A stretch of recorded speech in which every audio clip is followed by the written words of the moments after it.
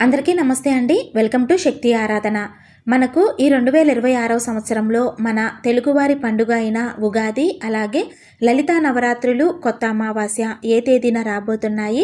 మన తెలుగు నూతన సంవత్సరమైన ఉగాది పండుగ కోసం మనము ఇంటిని, పూజా మందిరాన్ని ఎప్పుడు శుభ్రం చేసుకోవాలి, వీటన్నిటి గురించి కూడా ఈరోజు వీడియోలో మీ అందరితో షేర్ చేసుకోబోతున్నాను. వీడియోని ఎక్కడ స్కిప్ చేయకుండా లాస్ట్ వరకు చూడండి. వీడియో నచ్చితే లైక్ చేసి షేర్ చేయండి. ఉగాదికి ముందు రోజు వచ్చే అమావాస్య అంటే ఫాల్గుణ మాసంలో వచ్చే బహుళ అమావాస్యనే మనము కొత్త అమావాస్య అంటామండి. మన తెలుగు సంవత్సరానికి ఇదే చివరి అమావాస్య.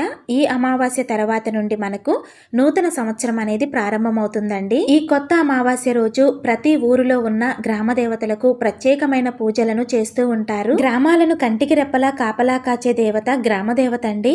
అందుకే మనము ఎక్కడ ఉన్నా కూడా మన గ్రామ దేవత అమ్మవారిని మర్చిపోకూడదు. అటువంటి గ్రామ దేవతలకు ఈ కొత్త అమావాస్య రోజు ప్రత్యేకమైన పూజలను జరిపిస్తూ ఉంటారు. ఉగాదికి ముందు వచ్చే ఈ కొత్త అమావాస్య ఈ 2026వ సంవత్సరంలో ఏ రోజు వచ్చిందో ఇప్పుడు తెలుసుకుందాము. ఈ 2026వ సంవత్సరంలో ఈ కొత్త అమావాస్య మార్చి 18 బుధవారం రోజు వచ్చింది. ఈ అమావాస్య తిథి ఎప్పుడు ప్రారంభమయ్యి ఎప్పుడు ముగుస్తుంది అంటే మార్చి 18 బుధవారం ఉదయం 8:25 నుండి ప్రారంభమయ్యి మార్చి 19 గురువారం ఉదయం 6:53 వరకు మనకు అమావాస్య తిథి అనేది ఉంటుందండి. ఈ కొత్త అమావాస్య రోజు గ్రామ దేవతలకు చేసే పూజలు కానీ, అమావాస్య పరిహారాలు కానీ ఉదయం నుండి సాయంత్రం లోపు అంటే మార్చి 18 బుధవారం చీకటి పడేలోపు చేసుకోవాలండి. ఈ గ్రామ దేవతలు గ్రామాలలోనే కాకుండా మనం ఉండే ప్రాంతాలలో అంటే సిటీస్లలో కూడా గ్రామ దేవతల గుడులు ఉంటాయండి. ఊరి పొలిమేరల్లో ఉండి గ్రామస్తులను చల్లగా చూస్తూ రోగాల బారి నుండి, దుష్ట శక్తుల నుండి నిరంతరము కాపాడే దేవత గ్రామ దేవత అండి. మనము, మన కుటుంబము, మన పిల్లలు ఎటువంటి రోగాల బారిన పడకుండా ఎప్పుడూ సంతోషంగా ఆరోగ్యంగా ఉండాలి అంటే తప్పకుండా గ్రామ దేవతల ఆశీస్సులు ఉండాలండి.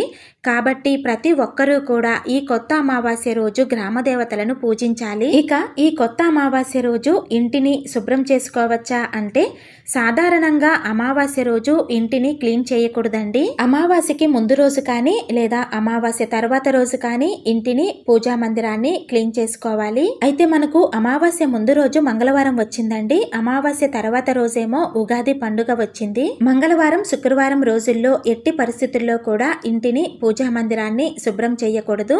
అలాగే అమావాస్య తర్వాత మనకి ఉగాది అంటే కొత్త సంవత్సరం వస్తుంది కాబట్టి కొత్త సంవత్సరానికి ముందే మనము ఇంటిని, పూజా మందిరాన్ని శుభ్రం చేసుకొని పూజ చేసుకుంటాము. కాబట్టి మార్చి 16 సోమవారం రోజు ఇంటిని, పూజా మందిరాన్ని శుభ్రం చేసుకోవచ్చండి. ఎప్పుడైనా సరే పండుగలు వస్తున్నాయి అంటే కాస్త ముందుగానే ఇంటిని, పూజా మందిరాన్ని శుభ్రం చేసుకుంటే మంచిది.